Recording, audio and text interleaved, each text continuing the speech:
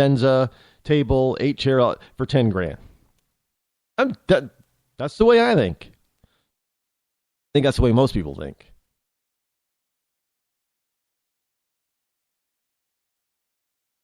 But to the fair taxers, well, no, that person who shops at Ethan Allen, man, they should pay more. Well, they forget something. Not that shallow. $10,000 Ethan Allen still built by somebody making $12, $15 an hour up in Vermont at the Ethan Allen Furniture Gallery. Furniture manufacturing facility. So whenever that yacht that millionaire or billionaire buys is not built by another billionaire or millionaire. It's built by a crew of hardworking blue-collar people, some better paid than others. Middle-class folks. They're built. Those yachts sitting out there out there in the water are being built and maintained by middle-class folks. And if you start hammering on the rich where they can't afford to buy that yacht or keep that yacht anymore, all those people who depend on that rich person buying the yacht are going to lose their job. You don't hear that when people who are foisting this class warfare stuff, do you? Rich got to pay their fair share. Rich don't create jobs. Really? They create and maintain a job every time they buy that expensive yacht. They create and maintain a job every time they buy that expensive luxury vehicle. They create and maintain jobs every time they decide they want to build a new mansion. Think the carpenters and plumbers and electricians that build those houses? You may think that they earn $20 or $30 an hour. They may be highly paid for the amount of work that they do, but they're still average, everyday, blue-collar people. Most carpenters and electricians and plumbers are not earning six figures a year. Rich person can't build their house, can't build a new office building anymore. Guess who loses a job? All the people in construction that would have worked on those buildings.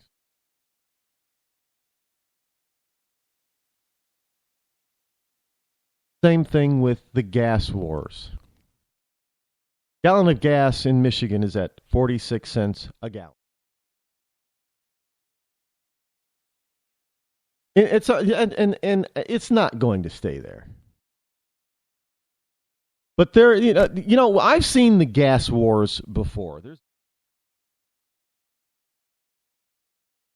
But fuel prices, and this is a CNBC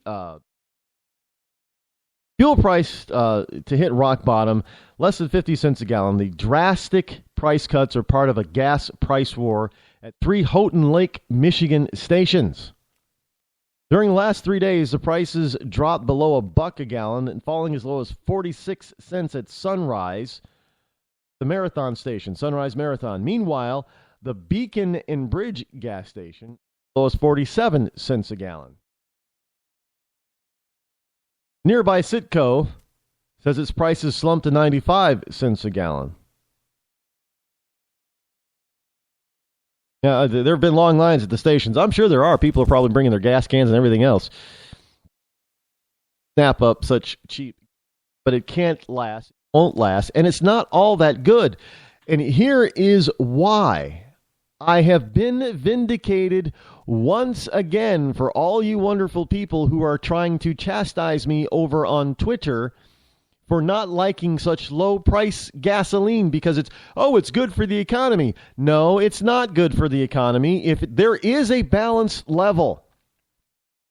Sure, I like going to the gas stations around here and seeing, $1.80 a gallon. That's good for my wallet.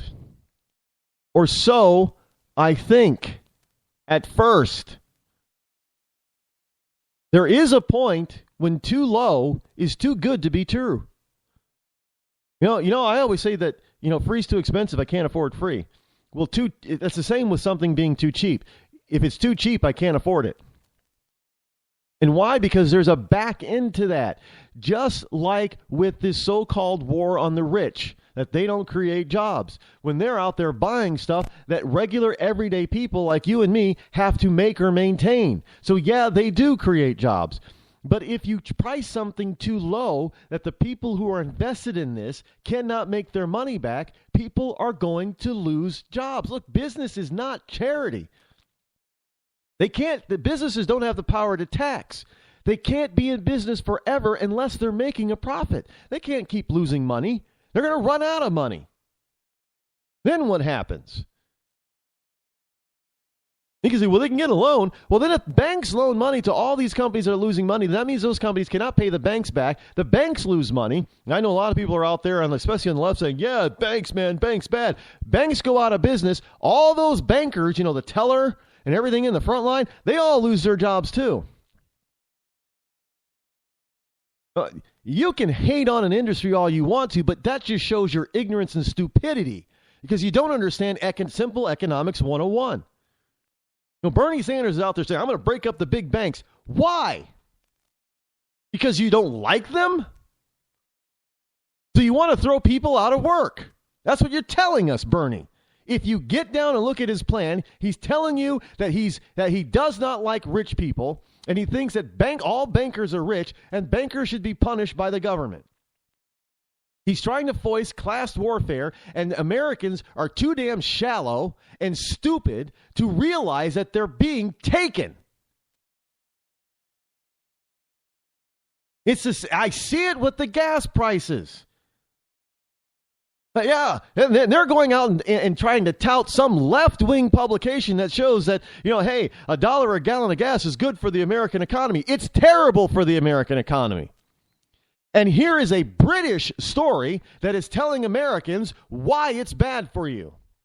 And I told you this when this war on the price of oil started. Go back to listen to the show. I told you it's not a good thing because OPEC is at the head of this. They did not and do not like the American and Canadian shale oil industry. They do not like the fact that the USA, Mexico, and Canada can produce more oil than their OPEC cartel. They're losing money. They're not making as much as they used to make off of us. We're not buying our oil from them. Canada's not buying their oil from them. We don't need it. This whole notion that we can't drill our way to success or drill our way to independence, we already did it. Even as the Democrats kept saying, we cannot drill. And Palin was out there saying, drill, baby, drill. She had it right. And OPEC knew that was right. Because now they have flooded the market continuously with oil, forcing the price of oil down. And all you see in American newspapers is that the Chinese economy is in trouble, which is causing the collapse of oil prices. No, that's bullshit. The collapse of oil prices is strictly due to a glut in the oil market. And there's a glut for only two reasons. One, ISIS is controlling oil fields and they're not shutting down because they want the money to help fund their war efforts. And OPEC, too, is saying, well, they've had a chance a number of times to cut back on production, but they didn't, and they didn't on purpose. And here it is in the Times, Natural Resources, the times.co.uk.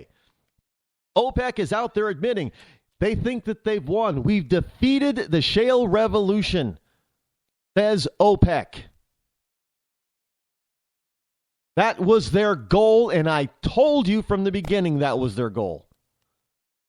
And we've got hundreds, if not thousands of Americans who are being paid $50,000, $60,000, $70,000 to extract oil, blue-collar workers who are losing their jobs. Yet you want to run around as a lefty and say, yay, I paid $1 a gallon of gas. That's good for everybody. No, it's not good for everybody. And the more insidious reason is that you've got a cartel out there that wants a stranglehold on the U.S. and the world oil market. So they can go back and charge whatever the hell they want. Remember the last time gas got to be $4 and $5 a gallon? Yeah, we weren't producing much in the USA back then.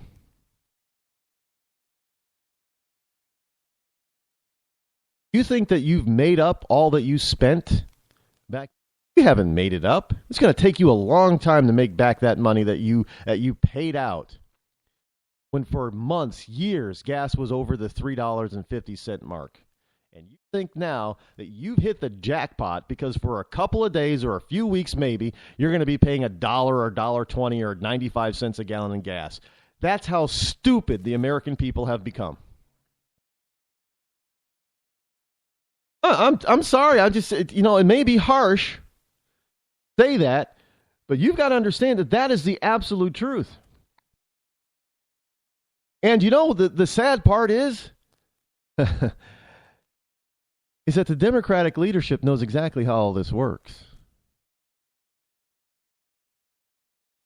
Some of them really are airheaded and stupid. Yeah, absolutely. Nancy Pelosi, I fully believe, is just a total Valley Girl airhead. But you've got others who are not so stupid. They're pretty world savvy. They're not in it for you. They make it sound like they're in it for you and me, but they're not. Bernie Sanders makes it sound like he's in it for the little guy on the surface. But he knows that none of his plans actually work because they have not worked anywhere on this planet. They haven't worked. But he's in it for the control. He's in it because he has this personal hatred for success. I don't know why. He has a personal disdain for those who are successful. Look, a big bank just isn't born as a big bank. They have to grow. They have to be in business, provide a product or service that a bunch of people willingly want, because nobody can force somebody to use Bank America. I don't like Bank America, so I don't bank there. But there are millions of people that obviously like Bank America, so they bank there. They don't have to bank at Bank America. They don't have to bank at Citibank. No, they can go to their local credit union or small town savings bank, but they don't. They choose to go to they choose to go to the banks that they go to. Well, Bernie Sanders doesn't seem to like that millions of Americans have made the choice to bank at these big banks. I don't understand the hatred for this. They make these false enemies. Big banks do not have a monopoly in this country. Well, they can control this and they don't have to. They only control the stuff that you say that they may control, which they really don't. But they only control the stuff that you say that they control simply because they have millions of customers paying them to have that control. If you have one of the big bank accounts, I don't want to hear you start. I want to see a study that shows how many of Bernie Sanders supporters bank at get big commercial banks. Because if they really believe the rhetoric that Bernie Sanders is spewing, all of them would either be at their local savings bank or credit union. All of them. Because they all have that choice.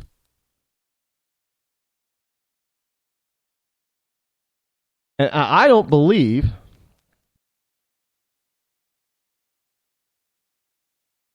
not belief, you just know that they're it's kind of. I got the story about Apple here too. Trump may be stepping in at this time because he's taking on Apple. You don't take on Apple. You don't take on Apple, man. No. The one thing that may bring down Trump is him taking on Apple.